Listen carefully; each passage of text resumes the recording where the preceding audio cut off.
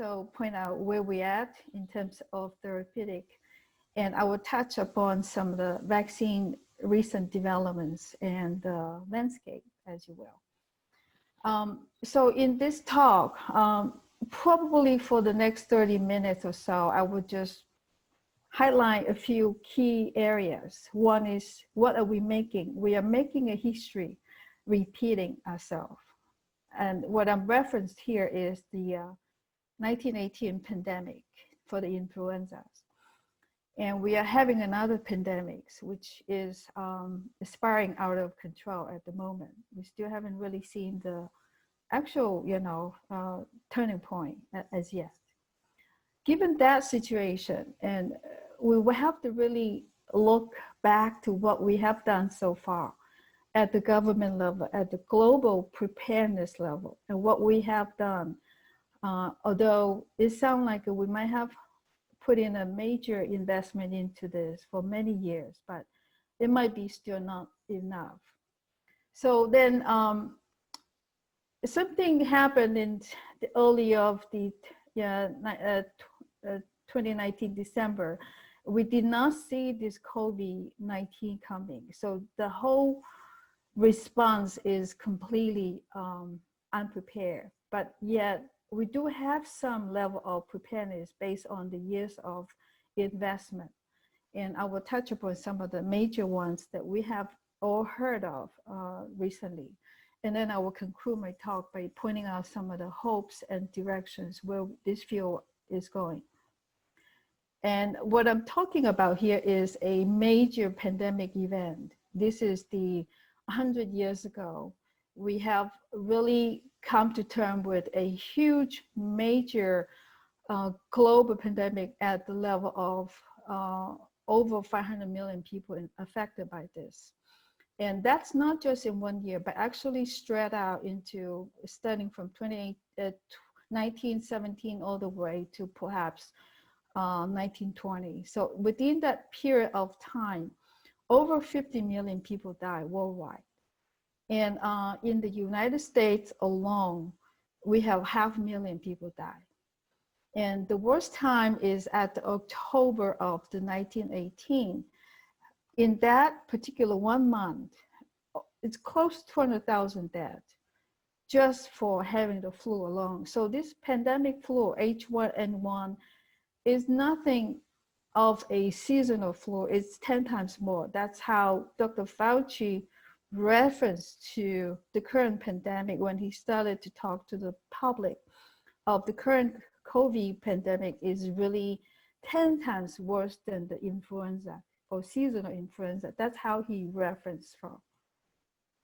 Okay.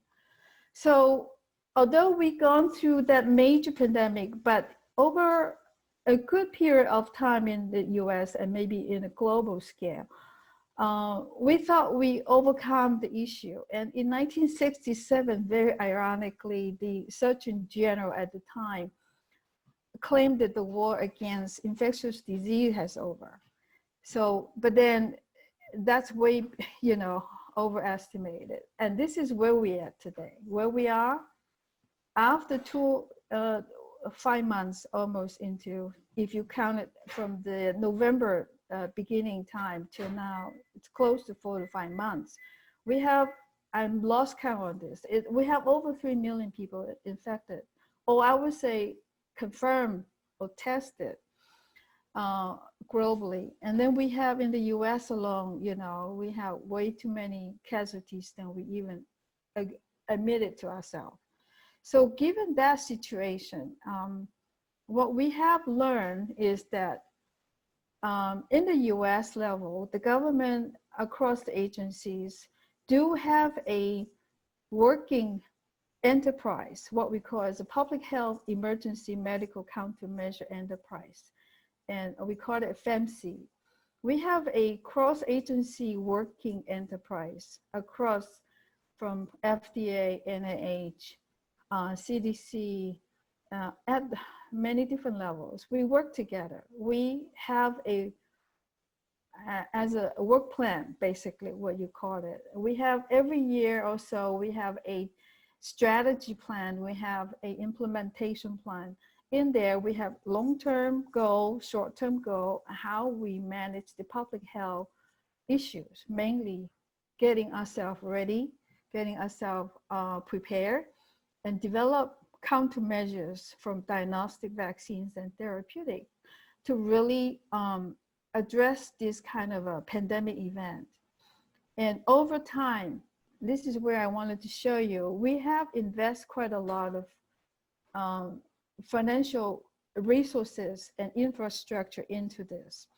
And I wanted to point out that if you look back the 5-year period of time, 2018 to 2022, the plan is going above and maintain a good level of investment in this area.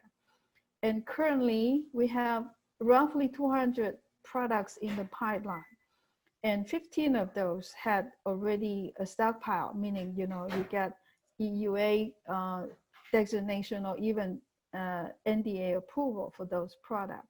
And a lot of them actually had gone through approval, including some of the antiviral drugs, like for the smallpox. And the smallpox vaccines, we have 2 of those. And most recently, we have Ebola vaccines as well. And so these are the products that we have worked together as a government agency enterprise to get them through the regulatory hurdle, test them in most cases without human outbreak, without human clinical trials, and based purely on animal models to approve a drug. So it is very cumbersome, very difficult in terms of the regulatory process. And given that, if you look at the right side of this table here, you can tell the major investment with this group is really the pandemic influenza. And you see the red line, which is BARDA's contribution. They provide the seasonal pandemic flu, influenza vaccine products almost every year for the stockpile and for distribution for use in the public health domain. And you could also imagine the kind of investment that you see for the DoD as well. You have DoD, multiple agencies working on across the board, mirror what we have with the HHS. This is HHS enterprise. So given that, this is where the level of investment the US government is putting in over the year. And we have a plan, but this plan does not consider COVID, SARS-CoV-2 virus in the plan. And that really hit us very hard. I wanted to sort of go back into to the long-term plan, how NIH actually come across to address these multiple pathogens over the time. We have limited resource. As you see, we have a couple of $1 billion a year investment, and that's not enough. If you look at one pharmaceutical company, the R&D investment alone, one single company alone is at least $1 billion. So you can't even imagine how you're going to have so many products coming onto the pipeline and going through the regulatory process and coming through regulatory and clinical trials. So for that, we have to really focus on how to best use the strategy to maximize the return of investment. So for antiviral, for example, we have very clear in our strategy that we are focusing on the direct-acting antiviral drugs. And when I say direct-acting antiviral drugs, we are focusing mostly on the broad-spectrum strategy, broad-spectrum therapeutics, targeting the conserved drug targets, if you will. For example, the fusion protein or the fusion target, viral entry, replication is the key, actually will show up to be probably the most successful so far. And viral assembly and the egression process, where the entire life cycle of the virus replication within the cell, that's where the target are. And I would like to mention that even with so many years of investment, we have come across a RNA virus replicase a polymerase inhibitor class. And what we now call is the RNA-dependent RNA polymerase inhibitors. Within this class, there are at least 4 members currently in the clinical trial. And you have the Remdesivir, which you now heard that it's got an EUA approval yesterday, but we still have 3 other inhibitors in this class are currently in the phase 2, phase 1, and phase 3 trial. And I wanted to point out that all these are very similar in their mechanism of action, very broad spectrum, covering many families of RNA viruses. They're hitting into the polymerase inhibitor target. And I also wanted to mention their difference could be the drug distribution within the human body, the half-life of those drugs, and the cell tropism, cell type tropism, meaning, you know, what per locational cell types this drug may be preferably distributed to, and the oral dosing versus IM or IV or even oral dose will make them very different in terms of the clinical outcome. And I wanted to point out that Remdesivir is the very first to get through EUA. It's an IV drug. And then Galidesivir and Favipiravir, these are actually becoming very interesting as well. The last 2 on the list, the Favipiravir and EIDD2801, these 2 are oral drugs, especially for EIDD2801. This one is a oral drug with the activity very similar to Remdesivir. And Ralph Barrick and Mark Dennison from UNC Chapel Hill and Vanderbilt University, they worked together for many years. They have very good understanding of this class of drugs. So they recently published paper on the activity of these chemicals already. And Galidesivir is being trialed also for COVID in Brazil currently. Favi is now also in the US open phase 3, phase 2 trial. So all 4 of them, I hope that we will see further clinical benefit coming from them. But then that's not the only class of drug that we're looking at, but we also have protease inhibitor that you all heard of that are acting, you know, at the proteolytic level to enhance the protein, the viral protein assembly. So if you look at this life cycle map in this table, in this figure here, basically we are talking about potentially for direct acting class of drug, you have the bottom here with the RNA dependent RNA polymerase in one class, but then you have the peptide, the polypeptide proteolysis effect with the protease that we are exposed to earlier in the outbreak. Those 2 HIV protease inhibitors that we were talking, heard about. And most importantly, we have very controversial outcomes for the chloroquine, hydroxychloroquine class of drug, which are all, along with the Abidol, focus on the cell, the virus membrane fusion and the viral entry point. But then one thing is not coming into clinical trial is the viral receptor inhibition. We're waiting to see monoclonal product coming into this class because that's where is the most direct effect that you might expect to see. And the virus enter the cell through 2 different ways. One is through the receptor recognition, and the other is fusion into the cell membrane. And there's a protease inhibitor in here, what you call a Camostat. This one actually also was in clinical trial, I believe, as well. So So these are direct acting viral antivirals that actually might work well against the virus and against the host factor. And what is becoming clear to us is that's not enough, which is why we have to expand the testing into the immunodomain, the cytokine storm control.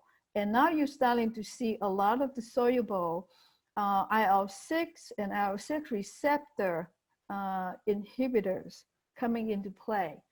So on the landscape, you can basically see that there are many ways to get this viral replication under control. But the most effective antiviral, if they can significantly knock down the viral replication by at least 2 to 3 logs, you will have a major effect. That's the sort of the mechanism that we're looking at. And this one also shows the same thing, but it just basically highlights some of the recent ones that people had already reported by different groups. And I'm not going to go through this, but just mention that, you know, you get direct acting, you get the host target approach, you get the immunomodulation approach, 3 different approaches. So with all this antiviral in your hands, how do you test the drug? Do you throw at different patients in a random manner without a considerable design? So this becomes a major discussion, especially in the HIV time when a pandemic, don't forget, HIV is a huge global pandemic, and HIV drug development actually was where we started to do good clinical research and push through the pipeline many good drugs to make it happen. So during the 2014 and 15 Ebola outbreak, we have seen the exact same issue that we're now dealing with the COVID pandemic. Different groups of people in different countries, they have different ways of doing clinical trial, and nobody have agreement on how to get the study even started.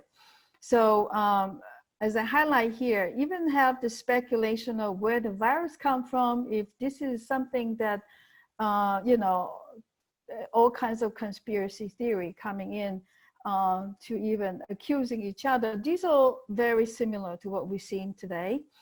And the key point from this huge undertaking, this is actually a study commissioned by the National Academy of Science based on the expert panel's recommendation and put together this publication. What it asks for is to really to have a, using the evidence base, using the integrating clinical research to control and design a study that you can actually protect ethics of the human protection, and also using a controlled randomized study design to look at all the possible drugs that you are testing.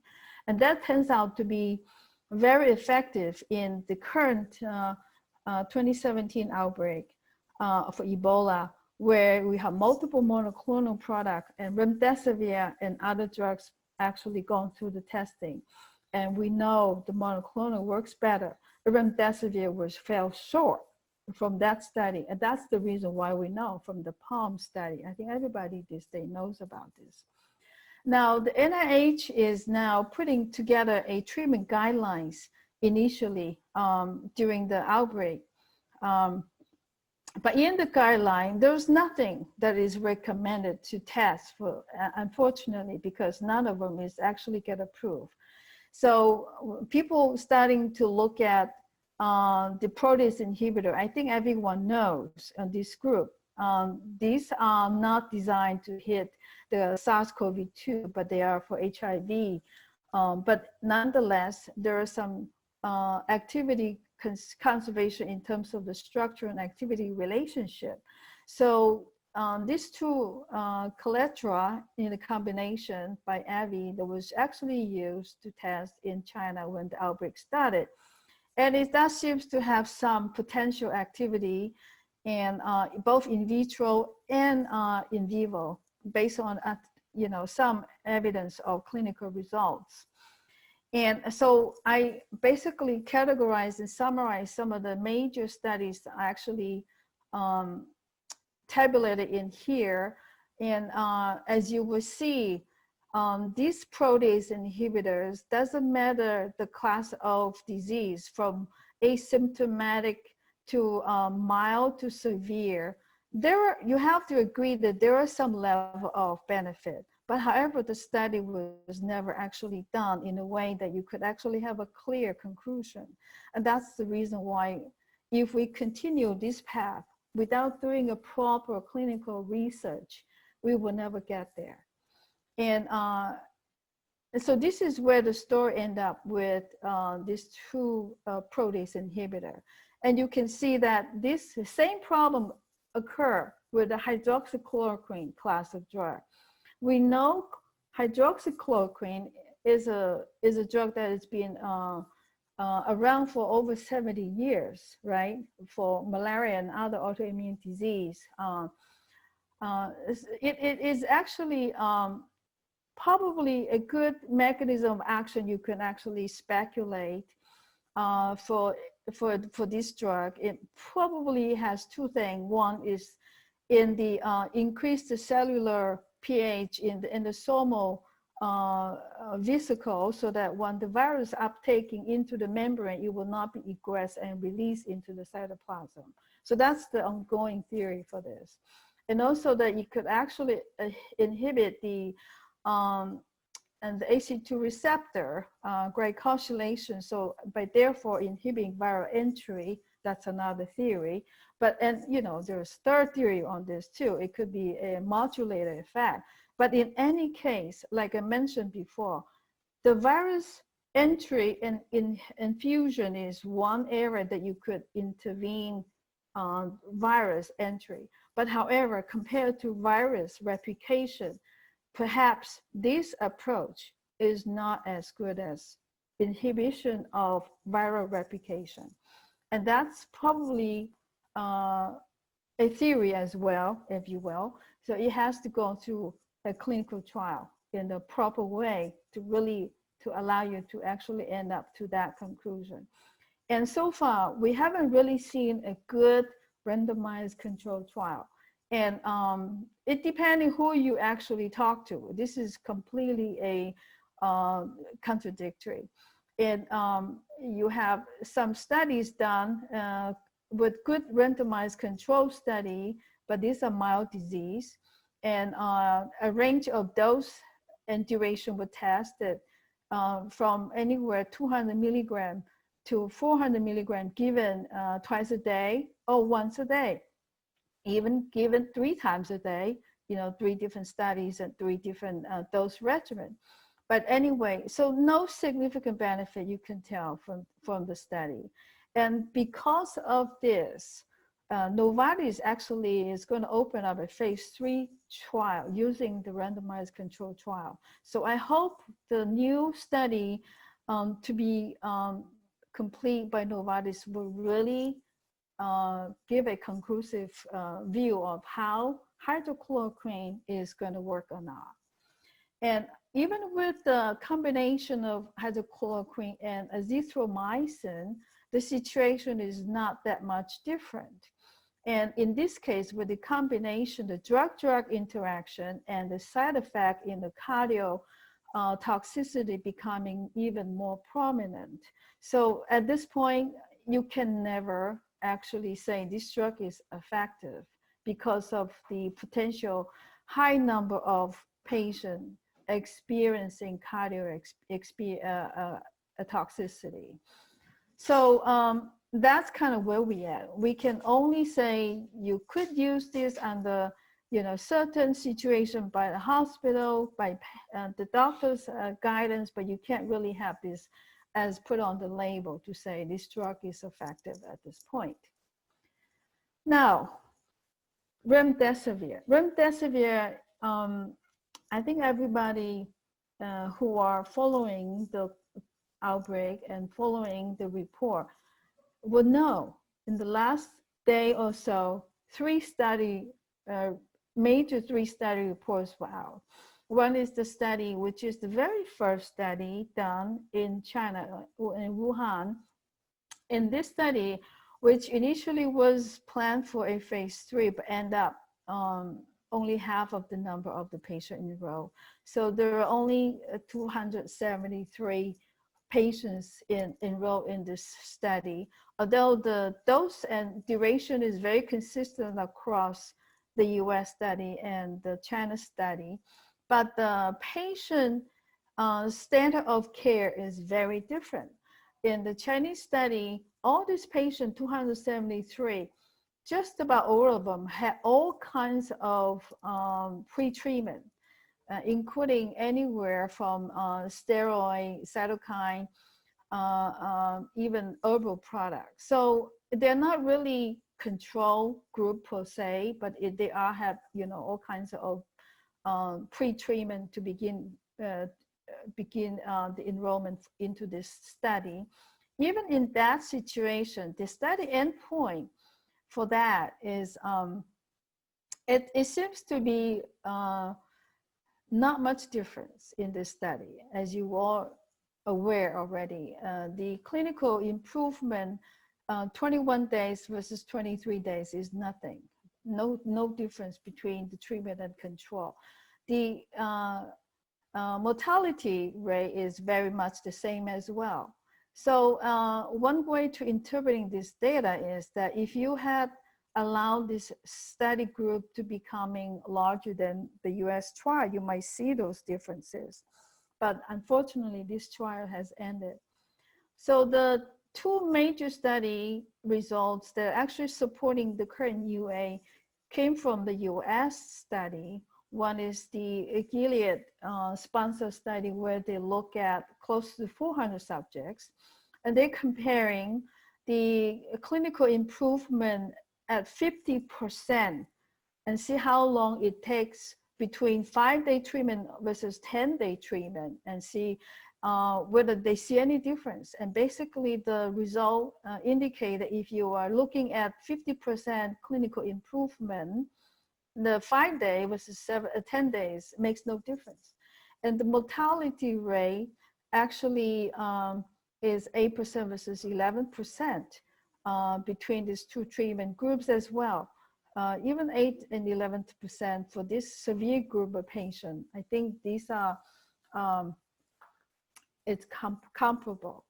So the NIH trial is where I think, to me, is the most stringent compared to all, even to the Chinese trial. The reason why I say so is that the control group in this group is truly controlled, does not take any other medication, okay?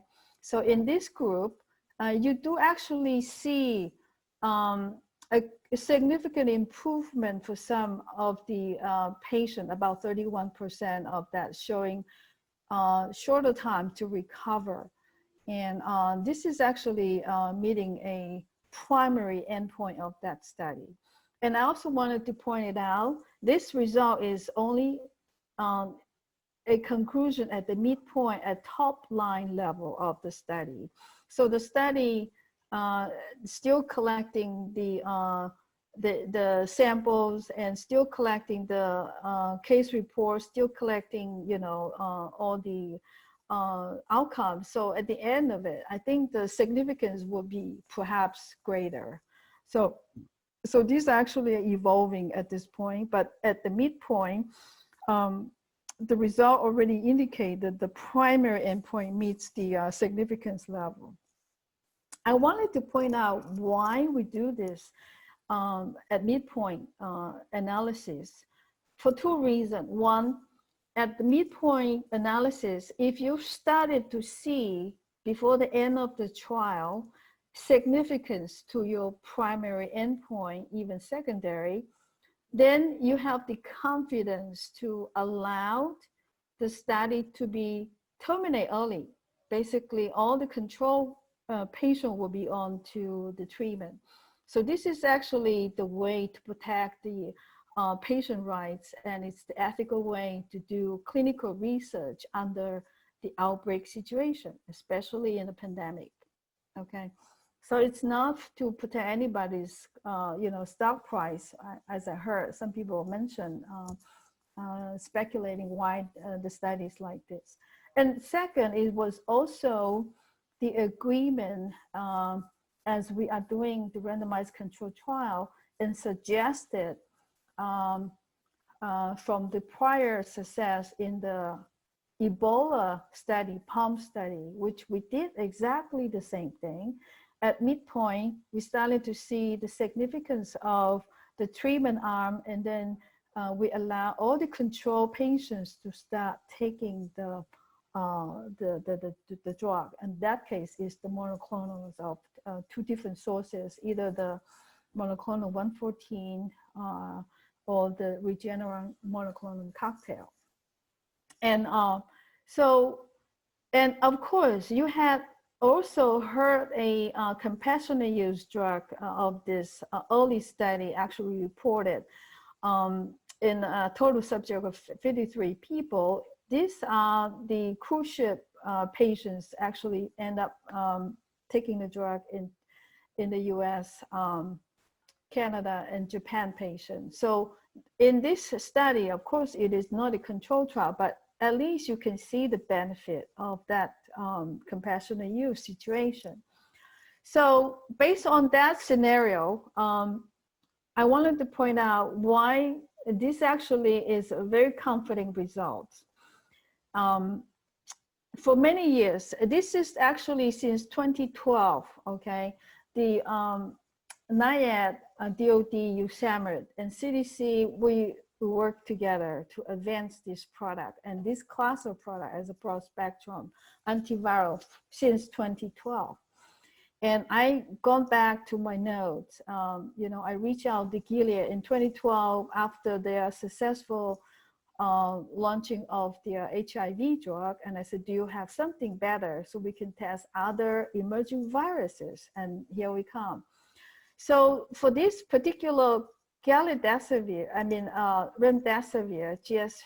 GS5734, what is the use name it is, it was actually not designed for Ebola to begin with. It was for the RSV virus.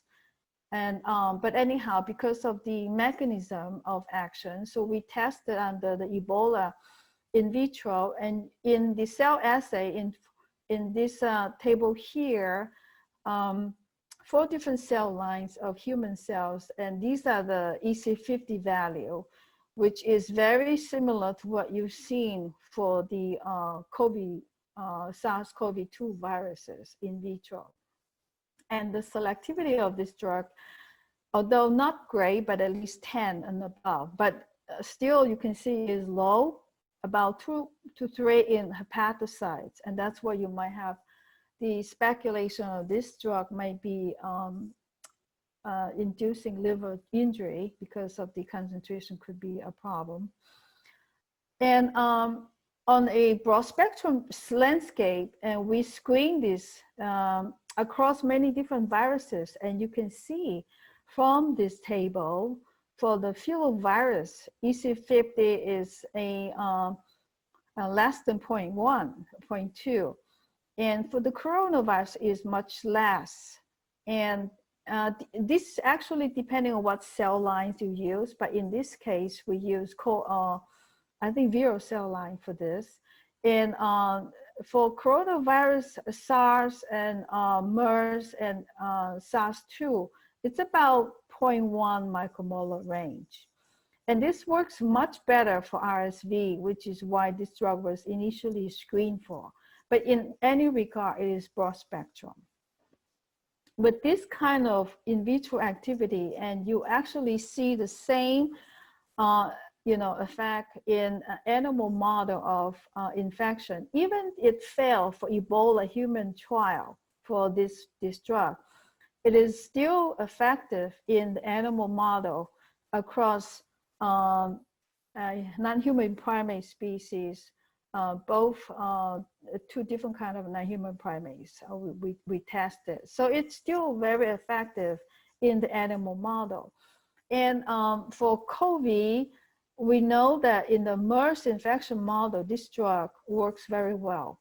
And we have recently, the Rocky Mountain Lab for the NIAID, they test against the SARS-CoV-2, and it was also showing reduction of lung viremia, improving lung function, and improving lung, respiratory function as well in the animal model. So in any regard, there is sufficient evidence to suggest this drug deserves a clinical test. And that's where the study went. And I think, like I mentioned earlier, the outcome is different. It's the measurement of the time to recovery from day 1 to 29 days. And the Chinese study is 28 days, but I don't think that's major difference. But the time to recover is to have, hang on a sec, have what the definition of recovery meaning what? Meaning it doesn't need to have any required support. It does not require oxygen. It does not require hospitalized. So it can be free, can be immediate discharge out of the hospital. So that's called the recovery time. That's by the definition. And that's very similar to what the influenza clinical trial outcome is when we do influenza study. So a snapshot from Dr. Fauci that tells the trial went on into close to 60, 70 different sites across the globe in multiple countries. That's how the study's been gone to. In NIAID, my division, where I used to work, and my clinical program medical officer, the working day and night to get this thing set up. So they had contributed significantly to the study. So that is where we end up yesterday because of the benefit that we've seen. So that the FDA awarded this EUA approval based on not a drug NDA approval, but it's really as a emergency use authorization. And the only reason we're allowed to do that is because we have an emergency that we have declared in March. And the drug's benefit and potential benefit outweigh the potential risk. So that's the only condition that we're using the drug. And given a EUA approval, the drug would not be on the shelf or to your pharmacies. It would be only being given for severe patient at the controlled hospital setting. So that's where we are in terms of getting direct acting viral, antiviral. We have a lot to do. We have many combinations to go through after this, and there are multiple other drugs to look at, and as well as the immune therapy, as well as the immune modulation, and to see whether this class of drug will have a way to control the disease, which after the limitation of antiviral, then you have to be able to manage the disease progression at the end. As you know, antiviral is not the answer to everything. Antiviral only works to inhibit and regulate the virus reduction. The immunity of any patient still will have to take control. The immunity to clear the virus and to allow the viral clearance into the system, to remove the tissue damage, to repair organ damage. These are the possible way of improving the outcome. And we know that inflammatory is big endpoint at the end of the disease. We know that cytokine conduct itself, although it follows the procedure and follow the inclusion criteria, but the patient population is heterogeneous, I would say. They have been, all these patients being treated by so many different ways before the enrollment into the study. And those pre-treatment and even commitment treatment could have influence in data interpretation, which I think that is understated at this point to me. Of course, the endpoint is still very different. The way that the study is looking at survival, which has very little. Also, it's a 12 days post PCR confirmation. So it could be, I would say, it's more severe in terms of the course of disease than the 10 days for the NIH trial. So there are many things to look at. But if you look at the patient in that study, only look at the 10 days population, you might actually see the effect of the drug. So that's how I look at it. Thank you. There's a second question. How is COVID-19 different from HIV mechanism?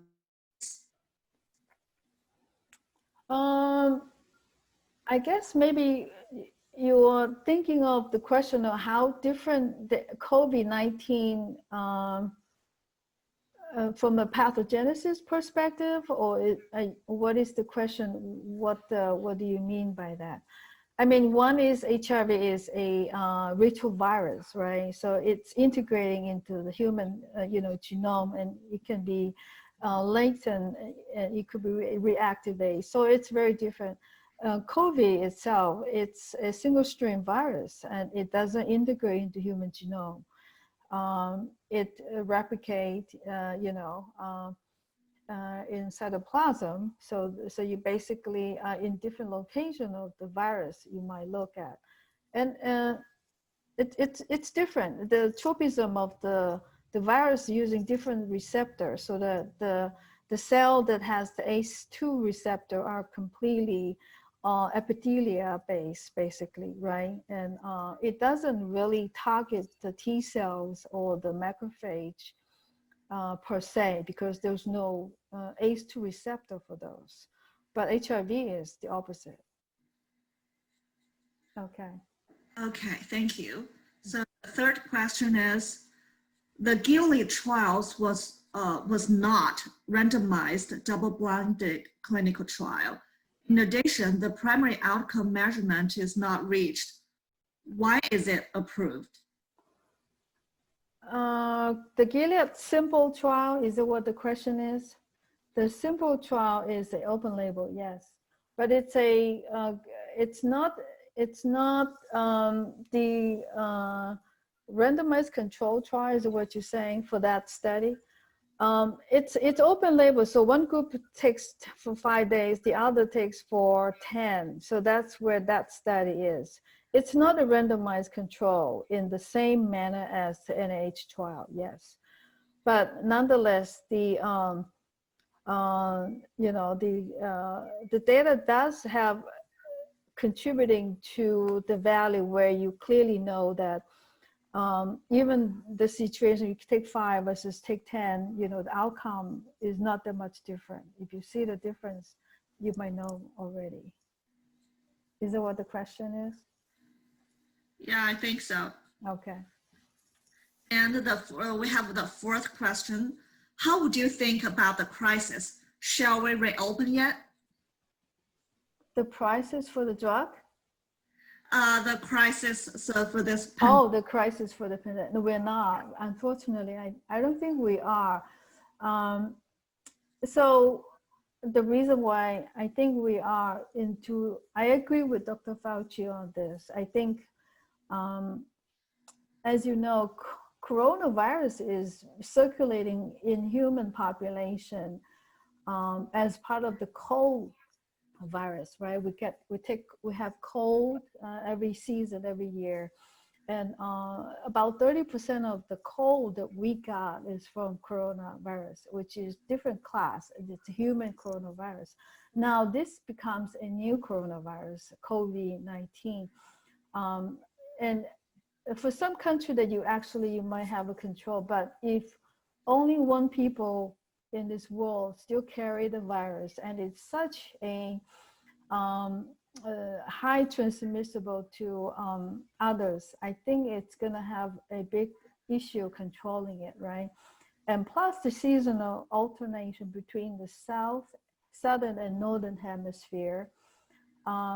Even we have no occurrence here or prevalence in the northern hemisphere after the summer, it will be opposite. It will be winter in southern hemisphere.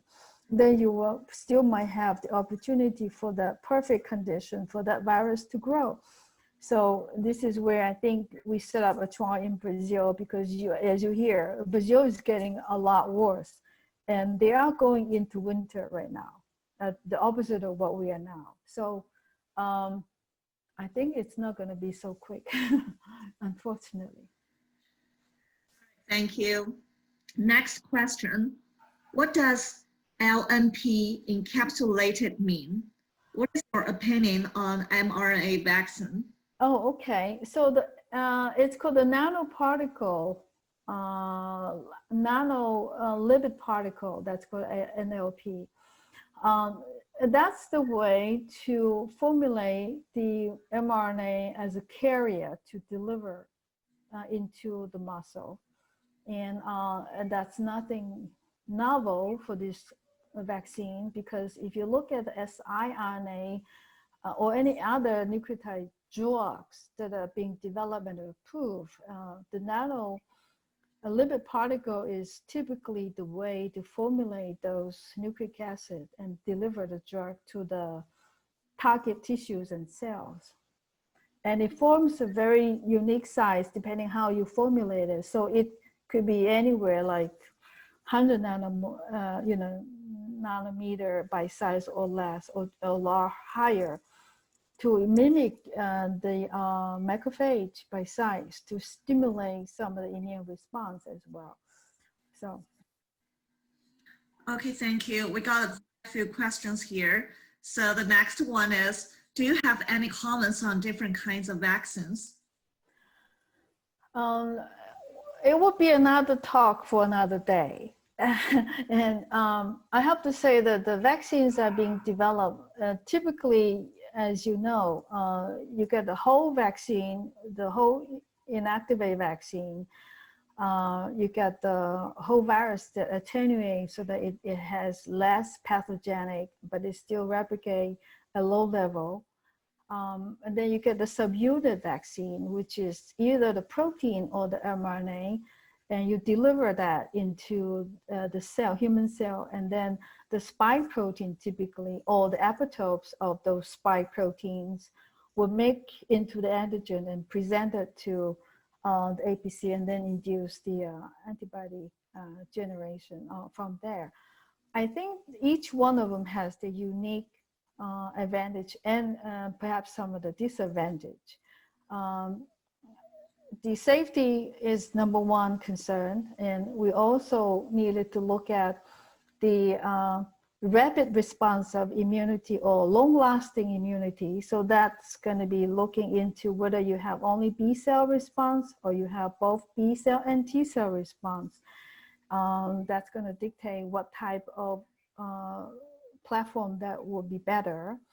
And most importantly to me is the scalability of the vaccine. It's how expensive that is going to be to make them and distribute them.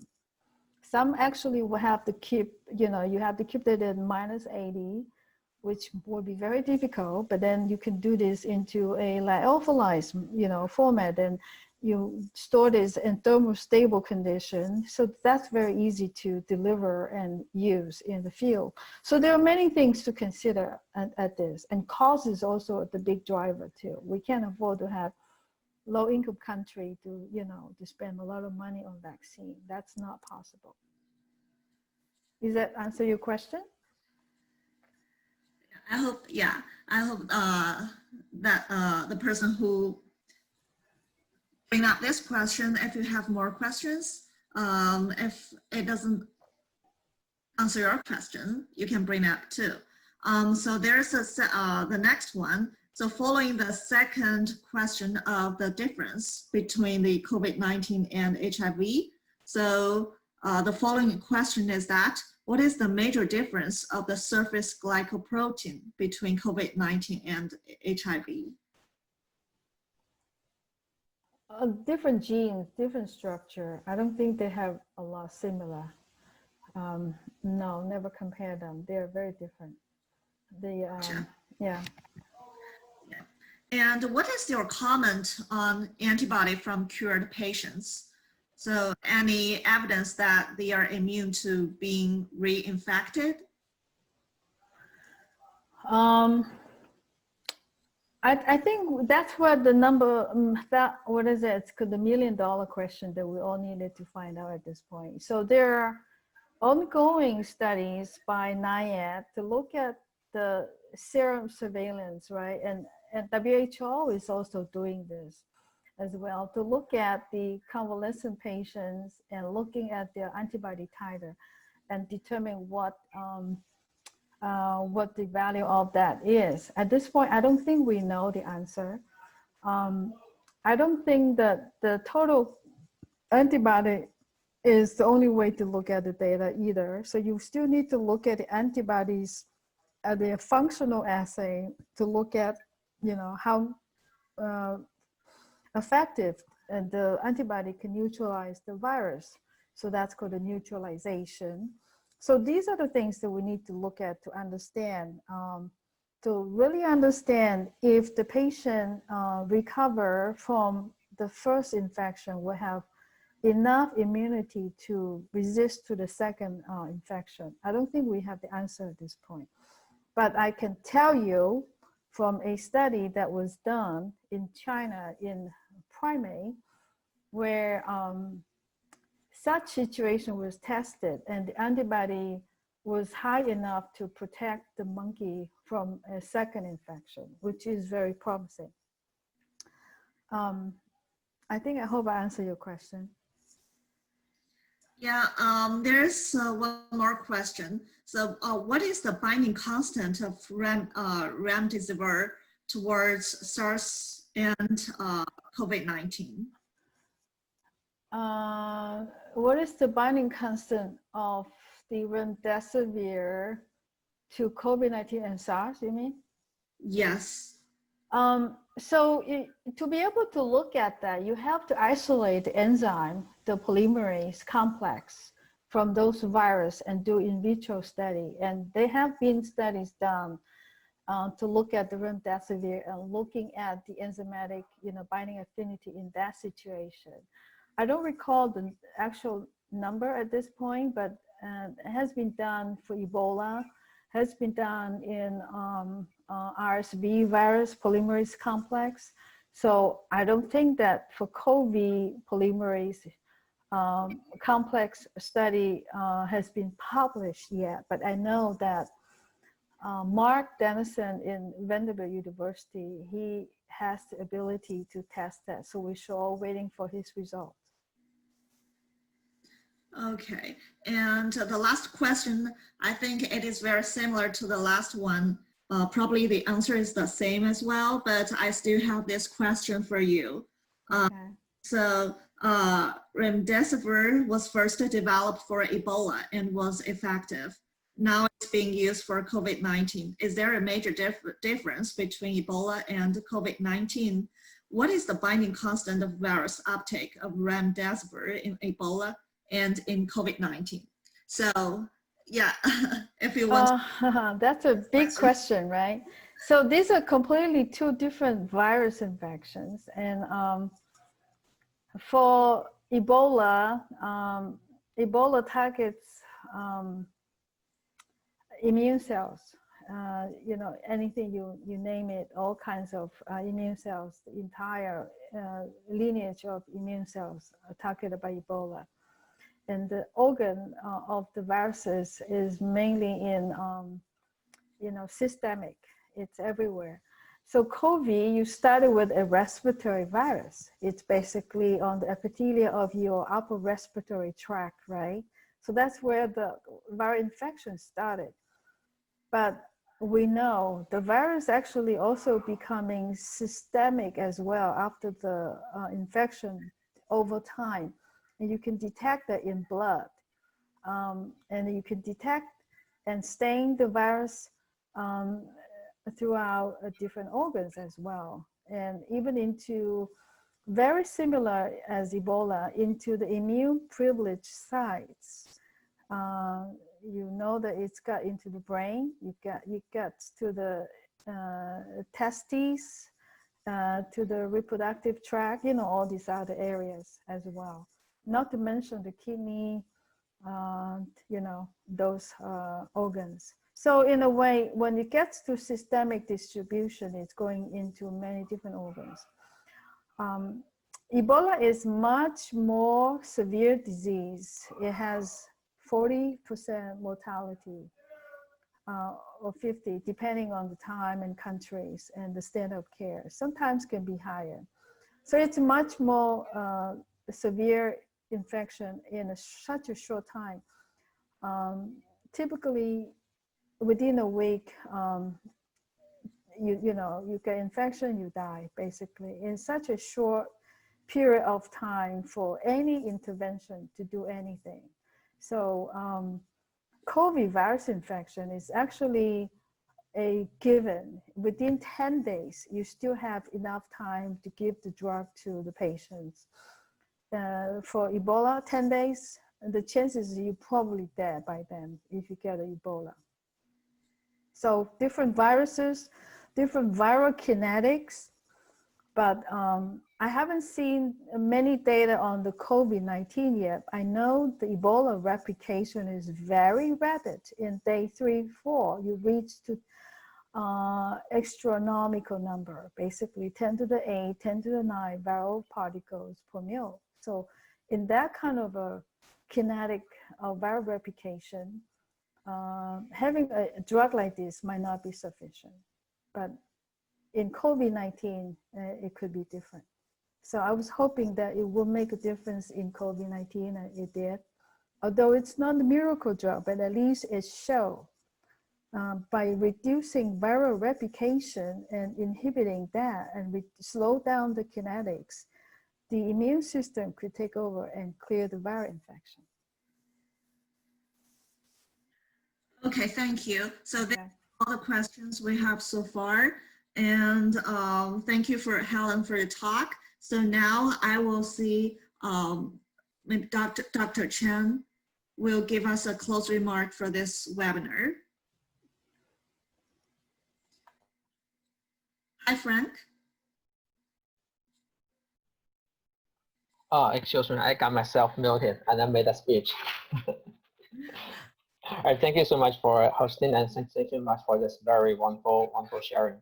So Helen, in fact, from your presentation, I just got to know that COVID-19 or SARS-CoV-2 it is a novel virus, right? But it's it belongs to the family of coronavirus. We have a long history in researching this type of viruses. And the government has the machinery to prepare for the public crisis like this. In fact, within just less than 2 months, U.S. alone opened up like over 200 trials. Compared with only 22 for coronavirus globally before January 1st of this year. So we do have some weapons, in fighting for this. So given the fact that the EUA approval yesterday, would you think that could be a game changer for our response, for the COVID-19 pandemic? Unfortunately, I don't see that. It's just because, again, the EUA use for this one particular drug is only for a severe population where patient will be hospitalized and hook up to a UV line, right? To take the drug. Most of the people who are infected with this virus are still without other means to control other than taking Tylenol. And I'm saying this because my own son is now having COVID, and his significant others just experienced that. And I have nothing to give him. I only ask him, do you need this and that? The only thing he can have is it's basically just the Tylenol and other supportive, nutrients or juice or something like that. So in a way that we still have a lot to do. I think the only way to really get this, so everyone can actually get back onto a normal life, is really to understand the significance of this.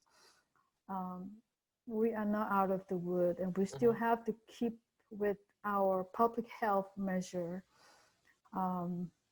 We still have to do our, social distancing and all the other recommendations that we're doing right now. And we need drugs. We need more options. Not everybody can take Remdesivir, as you know. If you have severe AST, ALT changes in your liver damage, you probably can't take this drug. So there are limitations there too. And if it's too late in the infection, and where you have already gone to a macrophage activation and cytokine storm, that kind of immune storming, then antiviral itself doesn't really do it. So you have to have other options to the table to really have many ways to manage the disease. I didn't mention any, respirator, oxygen supply. All these are very critical, and I think we learned a lot of those during this process. Even in the Remdesivir trial, the oxygen saturation is a big indicator of disease progression or not. You still have to give the oxygen supply as the standard of care for patients. So, I mean, we still have a lot to do. Well, thank you so much for this, Sharon. I'm hoping that your family could getting better very soon. Yeah, I didn't expect that. It hit my home front, exactly. Yeah, thank you so much for this very wonderful, inspiring Sharon. And we thank you so much for entertaining the questions. In fact, questions coming from different channels, including our chat box, and also like from different like WeChat groups. I'm sure some of you know that. And so I'm hoping that each questions from each participant could be answered. If you have further questions for more discussions, there are two different means to reach us, either by email list or follow our WeChat group. So we usually meet up once every month for this HOPKINS Startup Salon service. And I agree with Helen. I agree with Dr. Fauci. The crisis is not over yet, so we still have to do what we do, in response to the public crisis, and also as a scientist, in the world is waiting for us to develop more drugs, more solutions in response to this treatment. So I thank each and every one of you who attended this talk. And we're hoping that more results could be moving from the bench to the bedside for the benefit of general public. Thank you so much for attending this speech, and thank every person involved in this making this happening. And we are going to looking forward to next one. So long. Thank you so much. Thank you. Bye bye.